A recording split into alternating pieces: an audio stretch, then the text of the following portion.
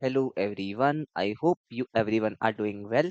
And yeah, now you will see. I hope you read the video title that today we will see how to approach a DSA problem. And yes, you heard me right. I will explain you how I particularly approach a DSA problem whenever new problems come in front of me, because that's very important. Because many people who started their journey of DSA, and maybe many people are practicing new problems, they're facing an issue that, oh, when I'm solving the problem, instantly seeing the solution, but yeah, I'm not able to understand how to overcome this. I'm just going to the solution tab, cramming the solution. I am going just copying the solution. What should I do? Like, how I can think and reach to a particular solution even if I don't know the solution? How can I learn from it? See, you can refer solution, but did you learn something? That's more important. So we're gonna solve a very random problem. We're gonna click on this random shuffle. Then I will show you step by step process that, okay, how much time it should devote on everything. Seeing solution, seeing video solution, seeing hints of the topic, like that. So let's get started. So let's take one.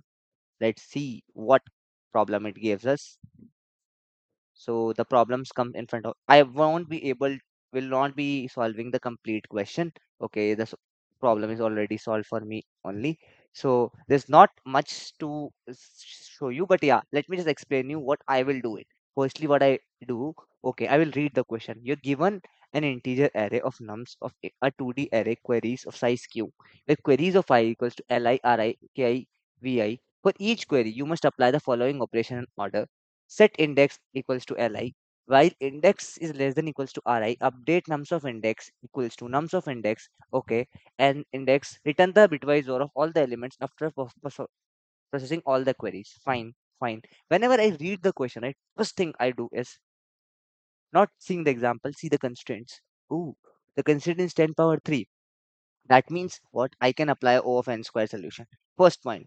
These, keep these points in checker. Okay, cool. Acha, fine. And then I see, okay, nums of I is 10 power 9. Reading the constraint is the second step, second important step. Fine, fine. You have read the constraints. Then what do you do? Okay, then you again read the problem. Okay, you are given an integer array of n and then of queries of size q with queries of this. For each query, you must apply the following operations. You can apply the following operations and in order. Okay, syntax I and okay, fine. Okay, I understood some part of it, that okay, you have a query that you have to do a bitwise or, and then you have to just keep updating nums of index, and then you have to return all the bitwise or of all the elements in them after processing all the queries. Fine. And then let me just see example. Okay, okay, this is the example. Okay, single query, this multiply every element from index 0 to 2 by 4, and then array changes from 111 to 444. Okay, and then sort of all elements is this. Fine. So I understood it, because see, the constraint is n square, so I don't need to think about much, right? Okay, I can go from index, and then I can go and iterate on all the values. There is no problem, and this I can solve easily. So this problem, I know some intuition that I got, okay, how to solve that. And yes, but let's suppose you don't know the solution. You tried hard. How much time you should give? Let's say you trying hard and you try to write some code. Try to write any code. Okay, you start to writing code, but you are not able to fill these test cases only, or you are facing a wrong answer on a particular test case, then you stuck. Okay, I applied something, but I'm not able to think, okay, what is happening? See, so when you did something, how much time? Around, if it is a medium problem, 15 minutes, 15 to 20 minutes you should give. If it is a hard problem, you should give half an hour. Try to explore whatever possible solution you have. Don't give up too early. If you give up too early, right, you won't learn. Try to understand. This is not your actual interview question, or not a particular question which is coming in online assessment, right? You're practicing it. You're not like cramming it, right? You don't need to solve it instantly. You can learn from it. Some problems you learn, some problems you solve. That's how you learn, right? So what you're gonna do is, okay, I didn't understand. There are two kind of scenarios here, that you wrote something, but you're not able to understand the think concept only, that, oh, okay, I don't get a hint itself that what the question is about, what data structure I know, I want to use, I don't know. This kind of pathways. The other pathways, oh, you applied something, you got some thought process, but not able to crack it. Let's try to cover the first scenario, but you don't get anything out of your head. Oh, it's a hard problem, you got scared of hard, then what do? Cool. You again try to read once more the problem. Okay, you don't understand it. What you want to do is go for the topics. Okay, these are the topics. Okay, divide and conquer. Okay, simulation. Okay, okay. Do I know divide and conquer? Firstly, try to recall. Let's say this is a graph problem. You haven't covered the graph topic yet, so you can skip this problem. Okay, you can skip this problem. But let's suppose you have covered that topic particularly mentioned in there. Okay, so I thought, oh yeah, topic I have covered, but I'm not able to now rethink. Give 5 more minutes. Give a read to question again, and then try to solve it. Solve. Good. If not, then what are you gonna do? Go to hints, whatever hints are available. Okay, what they are saying, use brute force.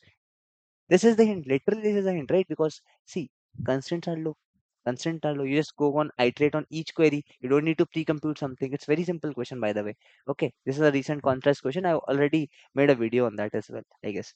Okay, so you say, yeah, use brute force. Okay, then go back again. Solve. This is a step-by-step process, right? Okay, fine. I tried that. And if I'm able to do that, well, good enough. Very good. Now, what should I do? Again, 5 minutes spent on that. Then I'm not able to use the hint itself. Okay, no problem. Then don't go to solution. No, no, no, no, not yet. Go to discussion section.